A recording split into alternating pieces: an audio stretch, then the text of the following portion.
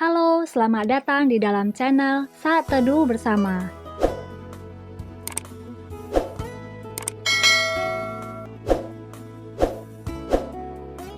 Mari kita mulai membaca bersama janji iman atau Promise of Faith terlebih dahulu. Kamu sudah siap? Kita mulai. I love my Bible. I read it every day. I meditate it. I just do it. I finish it and repeat it. Saya cinta Alkitab. Saya membacanya setiap hari. Saya merenungkannya. Saya melakukannya. Saya menyelesaikan dan mengulanginya. Hari ini kita sudah masuk di dalam kitab Kisah Para Rasul. Disinilah kita bisa mulai kisah kita bersama dengan Tuhan Yesus juga. Sebagaimana Tuhan bisa pakai jemaat mula-mula, demikian pula Tuhan bisa memakai kita. Mari kali ini kita berdoa dengan kata-kata kita masing-masing dimanapun saat ini kita berada. Mari kita berdoa.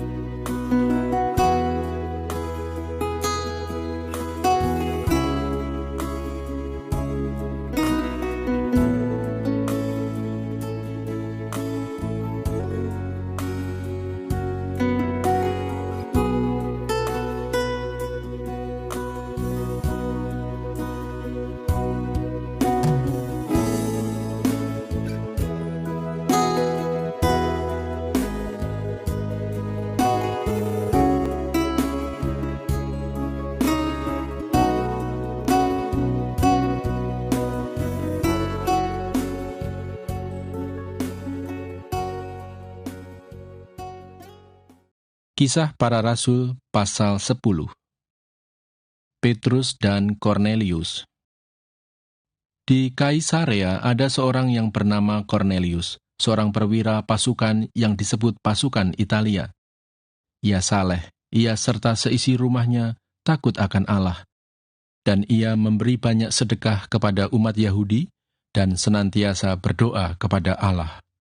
Dalam suatu penglihatan, kira-kira jam 3 petang, jelas tampak kepadanya seorang malaikat Allah masuk ke rumahnya dan berkata kepadanya, "Kornelius." Ia menatap malaikat itu dan dengan takut ia berkata, "Ada apa, Tuhan?" Jawab malaikat itu, "Semua doamu dan sedekahmu telah naik ke hadirat Allah, dan Allah mengingat engkau. Dan sekarang, suruhlah beberapa orang ke Yope untuk menjemput seorang yang bernama Simon dan yang disebut Petrus. Ia menumpang di rumah seorang penyamak kulit yang bernama Simon yang tinggal di tepi laut."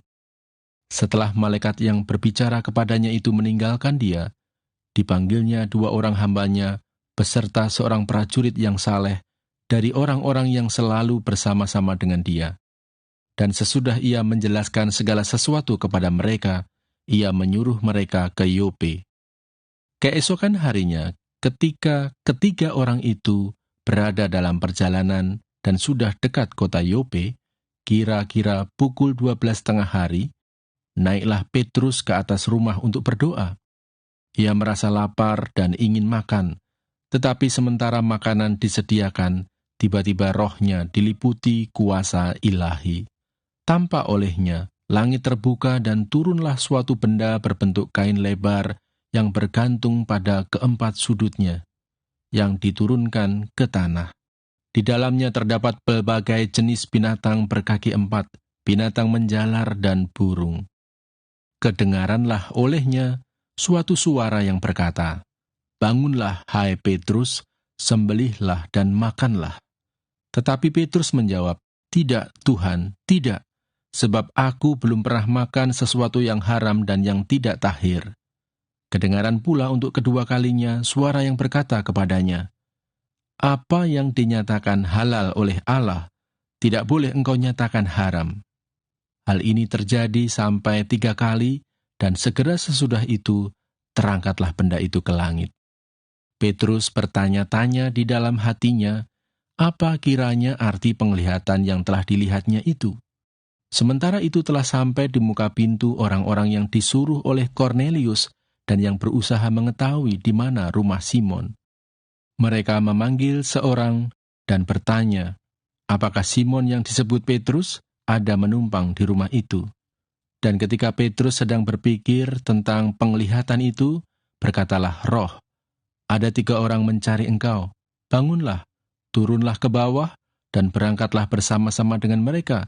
Jangan bimbang, sebab aku yang menyuruh mereka kemari. Lalu turunlah Petrus ke bawah, dan berkata kepada orang-orang itu, Akulah yang kamu cari. Apakah maksud kedatangan kamu?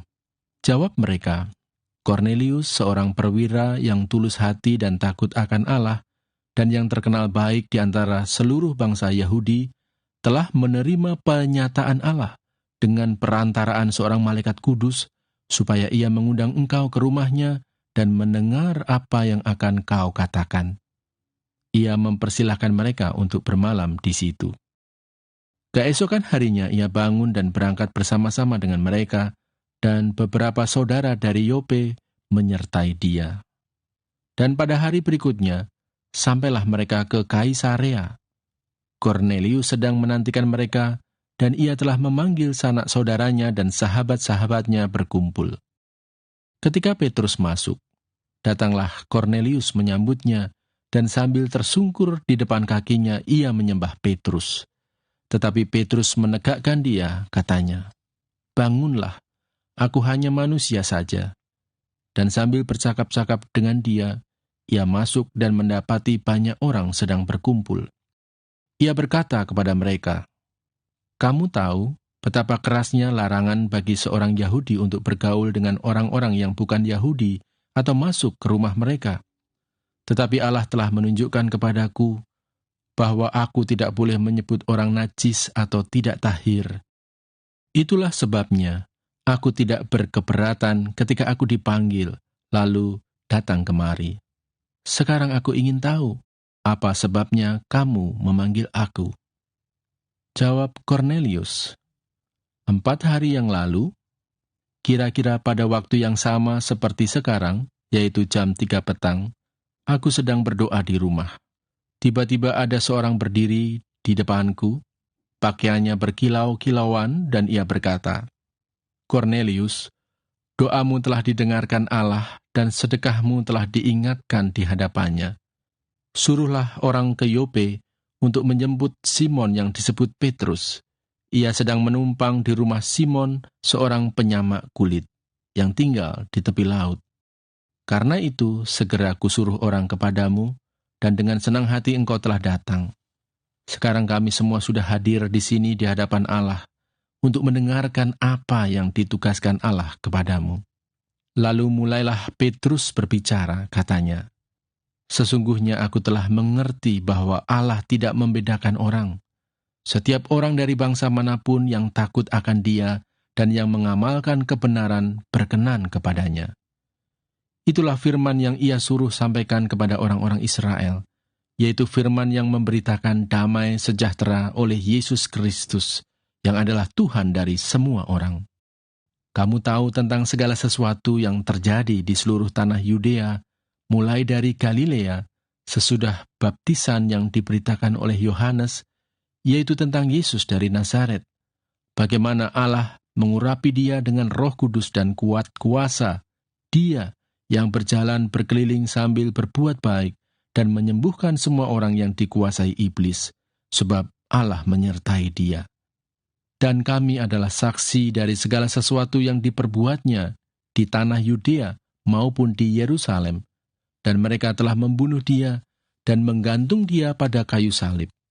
Yesus itu telah dibangkitkan Allah pada hari yang ketiga, dan Allah berkenan bahwa ia menampakkan diri, bukan kepada seluruh bangsa, tetapi kepada saksi-saksi yang sebelumnya telah ditunjuk oleh Allah, yaitu kepada kami yang telah makan dan minum bersama-sama dengan dia setelah ia bangkit dari antara orang mati.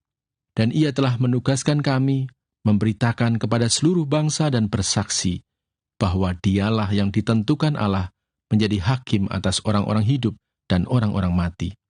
Tentang dialah semua nabi bersaksi bahwa barang siapa percaya kepadanya, ia akan mendapat pengampunan dosa oleh karena namanya.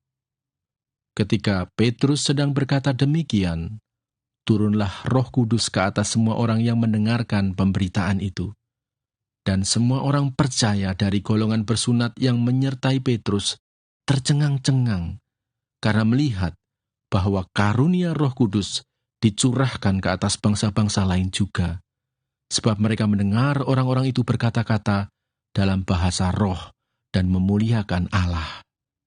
Lalu kata Petrus, "Bolehkah orang mencegah untuk membaptis orang-orang ini dengan air, sedangkan mereka telah menerima Roh Kudus sama seperti kita?"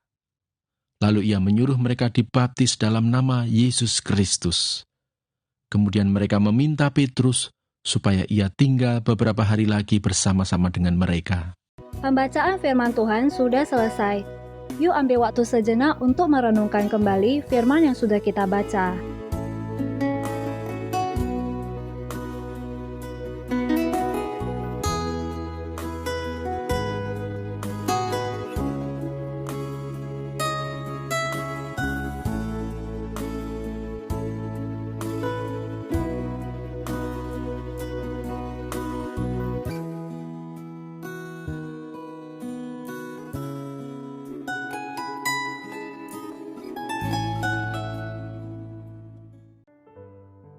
Rema yang saya dapatkan dari Kisah Para Rasul pasal ke-10 ada di ayat kedua.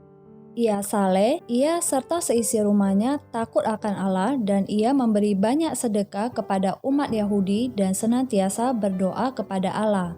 Ini ayat menjadi doa saya di awal tahun ini, di mana saya dan seisi rumah saya hidup takut akan Allah.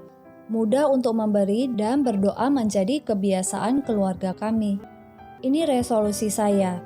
Resolusi kamu apa tahun ini? Khususnya di area kerohanianmu. Tuliskan di kolom komentar ya. Apa nih Rema ada aplikasi dari kamu? Silakan tuliskan salah satu saja dari Rema ada aplikasi yang kamu dapatkan di kolom komentar, agar saya dan teman-teman yang lain yang membacanya bisa diberkati. Mari kita akhiri pembacaan firman Tuhan hari ini dengan doa, agar rema yang kita sudah catatkan bisa benar-benar kita lakukan, seperti komitmen yang sudah kita ucapkan tadi di awal. Mari kita berdoa masing-masing.